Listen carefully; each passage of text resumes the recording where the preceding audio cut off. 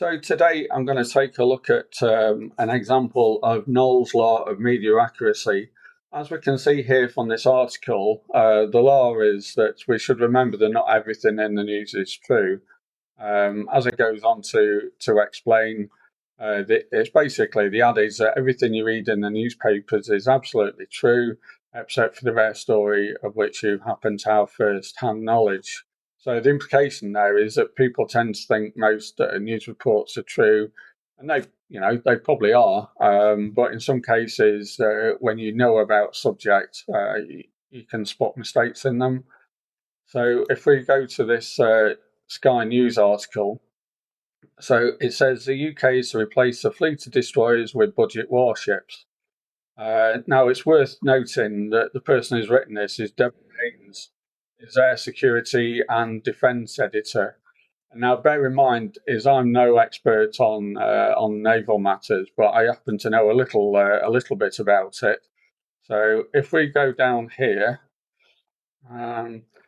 so to this first strange statement, it says, as well as being good for keeping down cost, deploying budget warships also makes them more expendable in a fight. Well, they may have been cheaper to produce potentially than the original proposed Type 83 destroyer to replace the Type 45s. But if you're only going to have the same numbers anyway, so I think the figures that have been touted are replacing the 6 existing destroyers with 6 of these budget ones instead of probably 6 of the Type 83s. Then in a warfighting sense, they're not more expendable because you simply don't have sufficient numbers of them to cope with the attrition before your fleet is done for. Especially bearing in mind that the Navy normally works on a rule of thirds, as far as I'm aware. So typically, a third of your particular fleet of a certain type of ship would be available at sea. Another third might be in refit and maintenance, and then another third would be perhaps in training and getting the crews trained up. So they certainly won't be more expendable in that sense.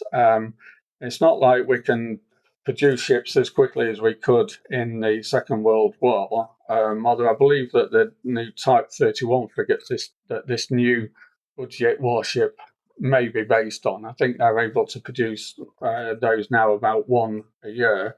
But then, of course, it would depend on various factors at the time anyway, in terms of manpower at the yards and what else is in the production pipeline.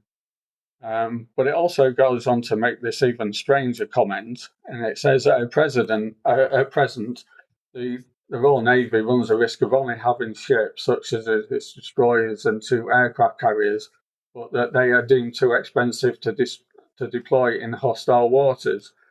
Now, that is a very strange comment to make because the whole point of destroyers and aircraft carriers is that they are actually warships that have to be, in certain circumstances, operate in contended environments. I mean, your aircraft carriers have layers of defence, including their own aircraft, escorts of frigates and destroyers, potentially submarine, and then as a last resort, close-in weapon systems. So it is a really strange statement for somebody to make who's a security and defence reporter. So to me, this is a pretty egregious example of the Knoll's law of media accuracy. I think this person needs to go back to the drawing board when it comes to their knowledge of naval matters. It's not that I'm an expert by any means. So if somebody like me who just knows a bit about these things can spot an error in this report, there is something seriously wrong with it. But anyway, if you've got any examples of what you think is fits into the law of media accuracy, drop me a note in the comments.